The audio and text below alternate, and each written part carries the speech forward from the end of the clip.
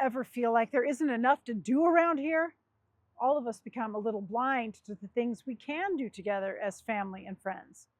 Well, move over, small town itis. We're exploring a couple of great activities, one that's been around for a long time and another that is taking the country and our valley by storm. Let's go. Today on Hometown.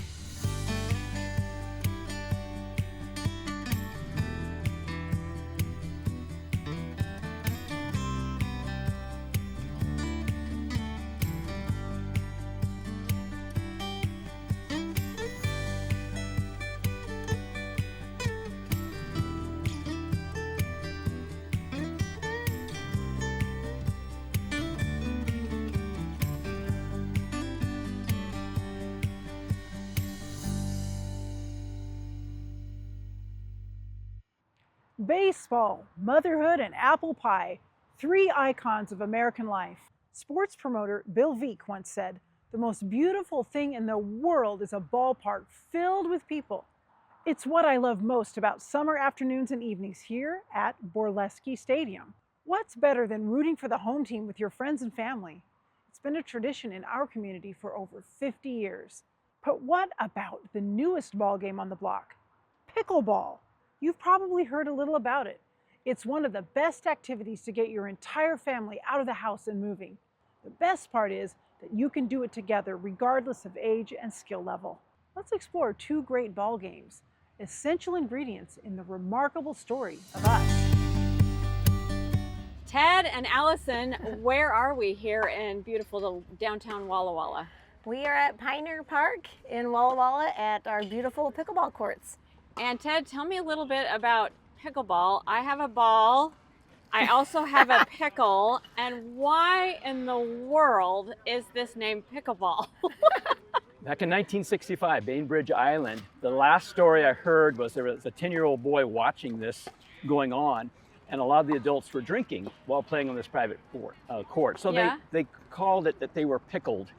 In fact, partially intoxicated when they came up with a name for the sport. But a second description is the boats out in the Puget Sound area were called pickle boats. They were people gathered together, put on a pickle boat. So there's a couple different stories. Yeah, and I was looking online that the pickle boat is like the last boat that's coming in. And I grew up on an island just north of Bainbridge Island, and I haven't heard about pickleball until a couple years. Allison, it's kind of become the rage. And why is that? It has.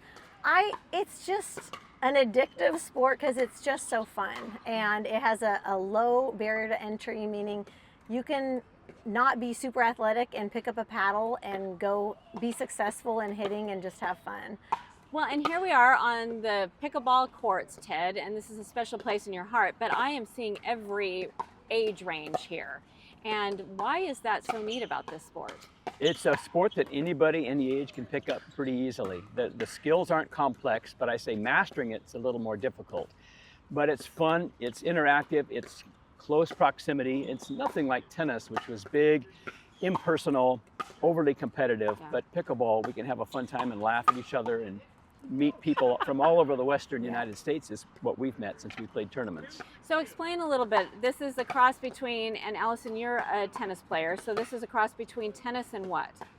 What do they say? Tennis, badminton, and ping pong, I think is how it's Okay. originally described. Yeah. Mhm. And you are a tennis player, so you played... I in the played tennis collegiate- in high school. Okay, Yes. so here at Walla Walla High School. Yep. And Ted, that's where you two met, right? So She was on our tennis team, and Okay. she actually worked for our summer tennis camps with the YMCA. She was my assistant coach awesome. way back in the early 2000s. Yep. Awesome. Hot summers out on the court. Mhm. And here you two are. You're retired now, Ted, and you've moved back home, right, Allison? mhm. And so here you are involved. So Ted, this is a near and dear place to your heart, and tell us why. What did you have to do to make this possible? This actual facility, Mhm. Pioneer Park, well, we were only able to play indoors at the YMCA, 4 wooden courts. And if you were not a YMCA member, you couldn't play pickleball. So that was a dream of Nancy Kress and Dave Gibson and myself to convert 2 tennis courts into 6 pickleball courts. And the city was not able to pitch in any money at that time in 2015, so we fundraised wrote Wow. grants for $130,000, and then gifted this to the city in a little ceremony, November 5th of 2015. Well, thank you to all Yeah. of you guys, because the two courts weren't being used as much as that was the story. Well, Pioneer Park had 2 tennis courts unused, and the fencing was old and feeble, and the courts themselves were rough asphalt. And the school already had tennis courts for middle school tennis to play at Pioneer. So it really was unused for a number of years. Okay, awesome. So Allison, your daughter's here playing as well, so this is a family event, it seems like. It is, yeah. My 7-year-old daughter and my 10-year-old son love to play. My husband is probably more obsessed than I am. So yeah, it's been a really fun family activity. Well, that's fantastic. And to have, you have a tournament. Tell us about the tournament that you have. So this is a tournament that Laura and I started 6 years ago, and it was hosted at Pioneer Park. And over the years, we've raised $27,000 for Walla Walla nonprofits. Okay. And we coordinate the tournament, but we do have a tournament director. Okay. And that generates a lot of money for anything from the Christian Aid Center to the Thank Alliance you. for the Homeless. Our Pickleball Association is gifted money as well, just to run operations here. So, And Laura's your wife. Laura is my So wife. you do this together. Okay, Yes. so and where is that tournament held? The last 5 years it's been here at these courts, but we just opened the Mill Creek Sportsplex. I believe it's late September last year. So we're hosting there. It has 8 courts with 4 of them lit at night. So we can play longer through the day. Yeah. So what's it like for you, Allison, to kind of transition from tennis to this? You know, it's very helpful to have a tennis background, just basic paddle sport knowledge, being able to understand topspin. But I would say really my volleyball career in college translates even more defensively. Really? Just reading your opponents, quickness, Yes. footwork. So yeah, a good combination and a good teacher. And I would add that she has world-class hand speed, as she did in Awesome. volleyball and she does in pickleball. You can drive a ball, just play great defense, and that comes from tennis and volleyball, but she's one of the toughest players in that Sweet. category. Nice compliment from Coach Ted Yeah, here. going up. He's a good coach. Absolutely. Boom. But isn't this neat, you two? I mean, who knew that, you know, that at Wahai that you guys would be doing this and having this? So really fun. there might be someone who's watching and they might go, you know what, this, I don't know. I hear about it from my neighbors or, you know, my family or whatever. And what would you say to that person about getting involved? I would just say find a friend and go out to the courts and just try it out. Dink around a little bit. Watch Yeah. some YouTube. Watch some YouTube. That's a great first step. What did you say, Ted? I'd say the beauty of it, Selkirk, who sponsors us as players and athletes, we have demo paddles for people to use. So you don't have to go out and pay, you know, $200 some for a paddle. You can borrow it from Allison or myself or a variety of other people that have extra paddles, and just try the sport before you get invested in it. Yeah. Well, and just the vibe around here, I'm sure if someone showed up and said, hey, I'd like to learn, I think there would probably be Yes. someone who would be willing to do that. There So, would, and people would pull paddles out of their bags and let you use them. I think that is what's so beautiful about pickleball is just the social aspect of it. You know, when you go to a tournament, it's not stuffy silence. It's music's going, people are cheering, you're making friends across the country. So yeah. Is it something that could be on the Olympic docket for a new sport? Do you have any idea? I can answer that. So Please. in Los Angeles, they'll have exhibition sports, and it's not announced yet, but I'm hoping that they include pickleball as an exhibition sport, not an actual medal sport. So we're hoping that that happens. It's the Oh, fastest okay. growing sport in the United States, Yeah. and we're hosting, so you oftentimes get to add your own sports, favorite sports that Okay. aren't in the Olympics. So if it is an exhibition sport, that at least gets it on a world stage so other people can at least know about it. Right. Yeah. Yeah, and so that leads to my next question. We talked about it here in the States. Is it as internationally known? We actually have some friends that are teaching in different countries around the world. I know Susanna Barr, one of our fellow sponsored players, she's a pro player, but she's gone to India to teach clinics. And I'm sure it's happening in Japan, but I don't know the real specifics. But there are people who travel around and teach the sport. Yeah. So do you want to, both of you, kind of show me a little bouncing on the Selkirk paddle here for me to show Right just here, right let's here. rally, like my friend. Yeah, look at this, look at this.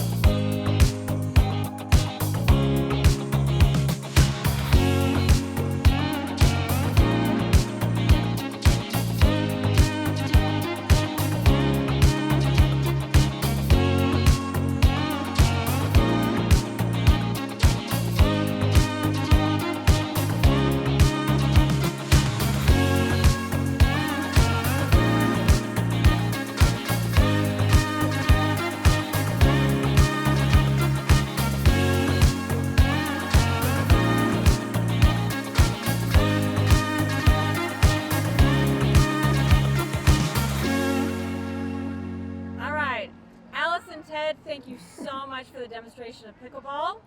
And now when I think of pickleball, I will think of more than just a pickle. So thanks so much. And Ted, we have John here with us, and tell us who John is. So John Sarnecki is a retired employee and full-time pickleball ambassador, and he's the president of our association. So a lot of the details of Mill Creek Sportsplex, John and Nancy Kress were really involved in that project. Thank you, John. Thank you, thank you, thank you. Well, thank you so much. Really appreciate it. And usapickleball.org, people can learn more about pickleball. And Allison, what's a local way for people to get involved? Yeah, if you're looking to get involved or you want to reach out about demoing some paddles, you can go to my company website on Facebook or Instagram. It's Blue Mountain Pickleball. And just reach out to me and I'll put you in touch with myself or Ted or John. And John teaches a lot of intro clinics too. So Awesome. Locally, that's a great place to start. Awesome. Well, thank you so much. And how do you end a game? Usually with a hug, but we'll tap paddles. Okay, so you tap paddles. Yeah. All right, that's true. Well, cheers. I'll do a cheers to all of you. So thank you so much for being on Hometown. Thank you.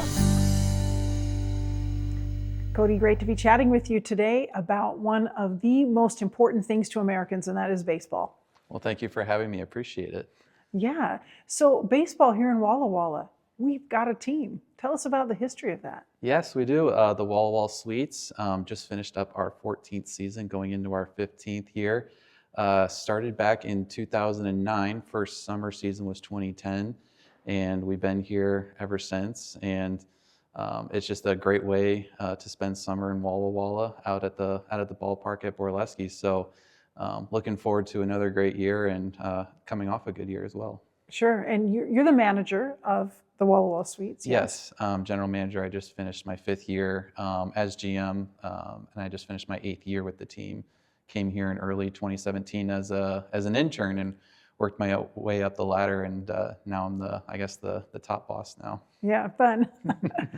So we have a history going back even before the Walla Walla Sweets. There's a tradition of some baseball happening here in the Valley. What was before? Yeah, so and a lot of people obviously that were here back when this was happening in the 70s and the 80s, we had the Walla Walla Padres, which was a single A affiliate of the San Diego Padres, close to 10 years of operation and 1 year of the Walla Walla Islanders. The Padres famously had a lot of star power that came through, big names like Tony Gwynn. Kurt Russell was on that Islanders team that 1 year. Wait, Kurt Russell, the actor? Kurt Russell, the actor. Okay. We actually got a picture in our office now for evidence that, yes, he did play here. But yeah, he was on that team there. Some other notables was John Kruk as well, who had a pretty solid MLB career. So baseball goes back a long ways here in Walla Walla, and it's cool that we get to continue it here at the Sweets in Summer Collegiate. Absolutely.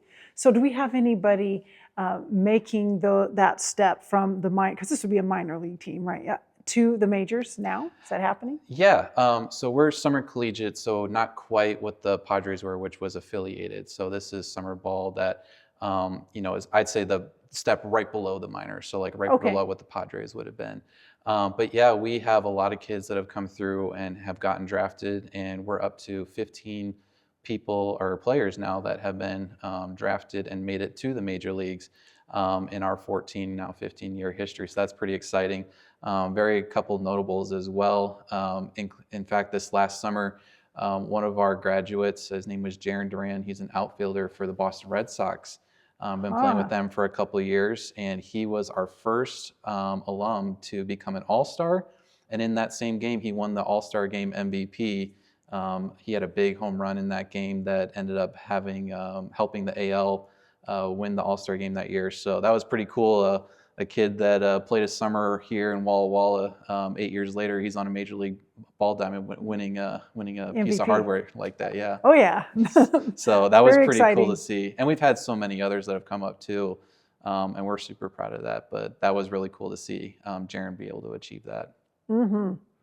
So how important is this to families in our community? What do you see when people kind of come back? Do we have season ticket holders and that sort of thing? Yes, we do. And we're very fortunate and lucky to have the community that we live in and play in, and the fan base and the season ticket holder base that we have.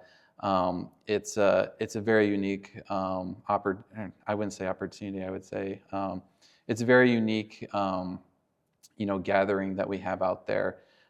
You see everything from young to old, or people who have been here since day one or just moved to the community that are out there. And it's always so great at the start of every season. It's like as soon as gates open, people start filing in, and they're almost like catching up like a family reunion, and they're saying hi to each other, saying, "Hey, how's the family? How's the wife? How's the kids?" And it's just so great that we get that opportunity to have that here in Walla Walla. Granted, it's only 2 or 3 months of baseball, but it just really brings everyone in the community together for those summer nights. And it's always great to see, especially when the ballpark's full and everyone's having a good time. It's almost like a little piece of big league baseball that we get to have here.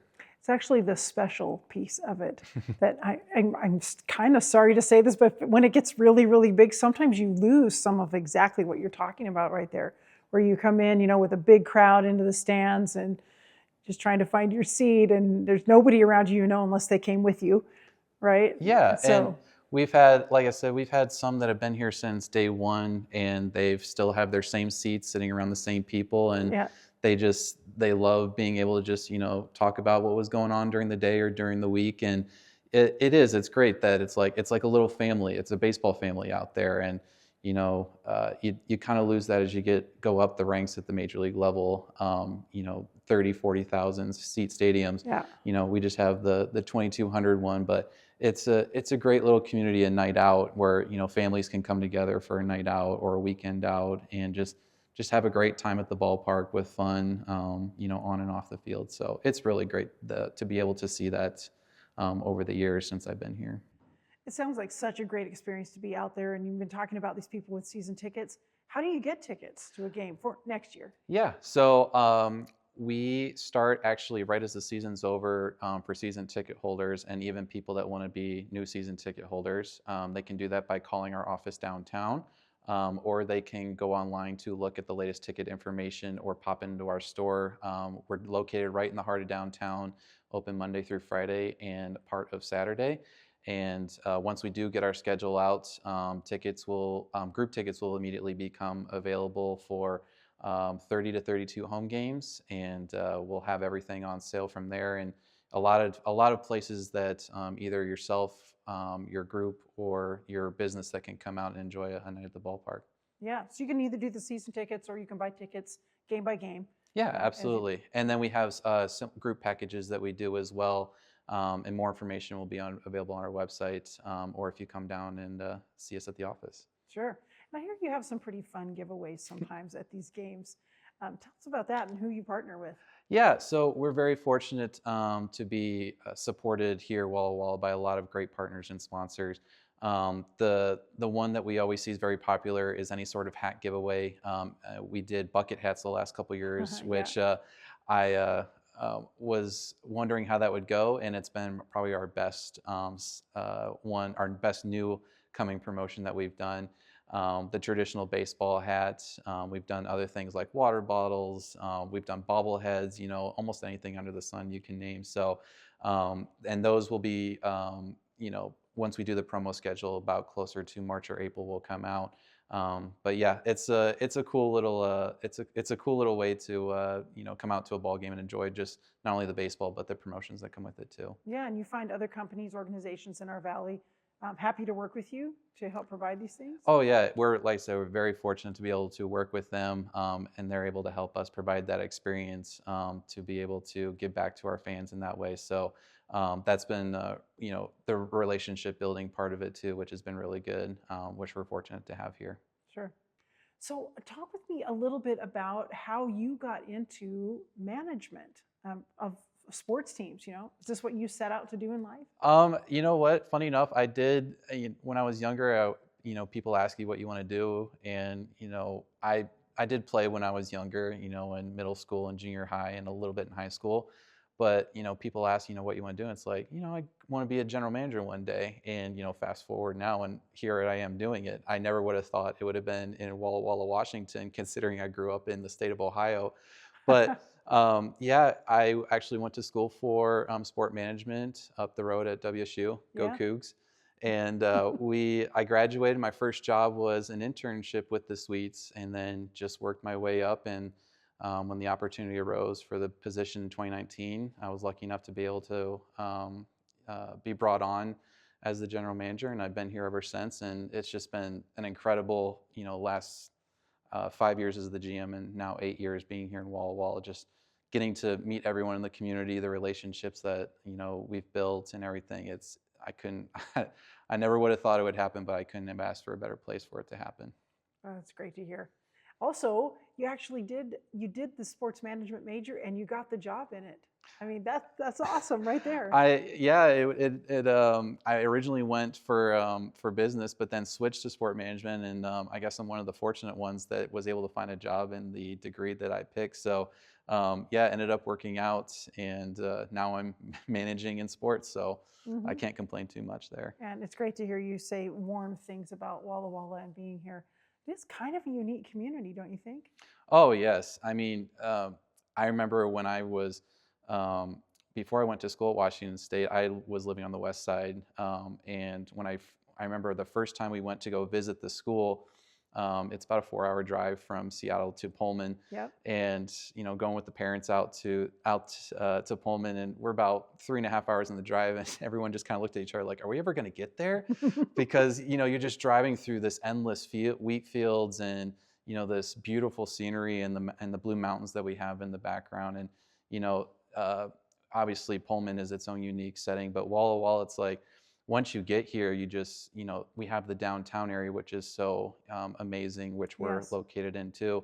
But it's all the other parts of it. You just drive a little bit outside of town, and like you said, you got the rolling wheat fields right there. You've got the scenic blue mountains in the background, which on a summer night, they're in the backdrop of our stadium. It's just one of the most unique settings that we have, not only in the state of Washington, but in the West Coast League that we play in.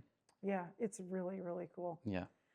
Well, this is great. I want to thank you because it's been a treat for me to hear more about this and more about you. Yeah. No, thanks for having me on.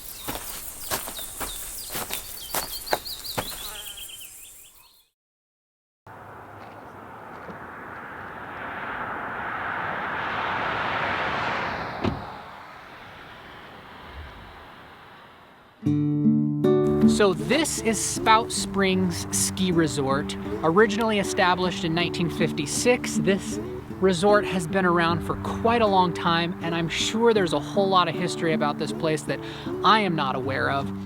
Unfortunately, it is no longer in operation. The season of 2017 and 2018 was the last season that they were operating, but I do know that the Forest Service wants to see this operating again. The land is currently online for sale for $1.2 million. If you know someone who does have a significant amount of extra cash laying around and they want to run an old ski resort, this place is so unique and interesting. Now the land is technically still open to the public. We love coming up here together with friends. We love snowshoeing, backcountry skiing. There are multiple hiking trails here close by. Just a lot of fun to come here and to get out into the woods. You should come and explore here because it's a lot of fun. Bring your family, bring some friends, and you can go hiking or snowshoeing in the wintertime. I'm gonna go look at this building.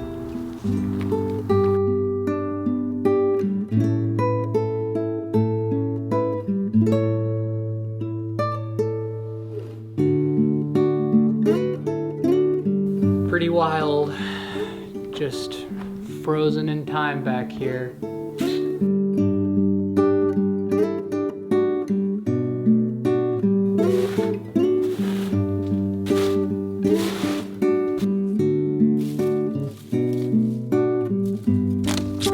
Well, I do find this place quite fascinating. I love looking at the old buildings. I hope that one day the ski resort can run again, but if you're looking for a fun place to get outside, there's a local hiking trail you can come and hike with the family, or in the wintertime, come on by and you can go snowshoeing on the land up here, and it's a beautiful place and a great way to get outside. So, thanks for watching this segment, and I will see you on the next episode of Hometown. See ya.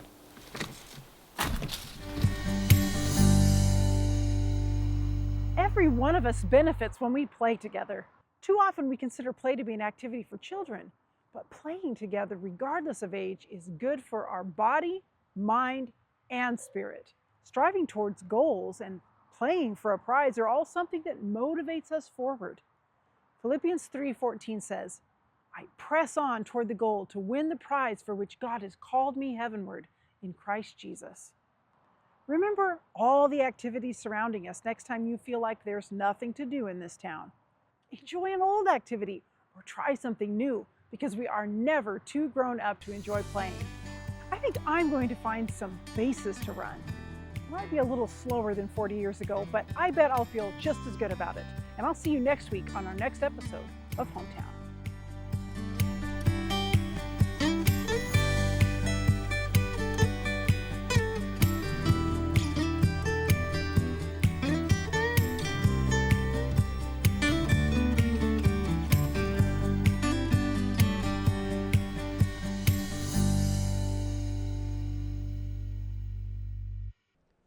Do you love uplifting stories of people in our community as much as we do? When you give a gift, you make local, uplifting, community-focused programming like Hometown possible. To find out how, just use the QR code or visit our website at the link in our bio. And don't forget to like and subscribe to hear more great stories about our valley.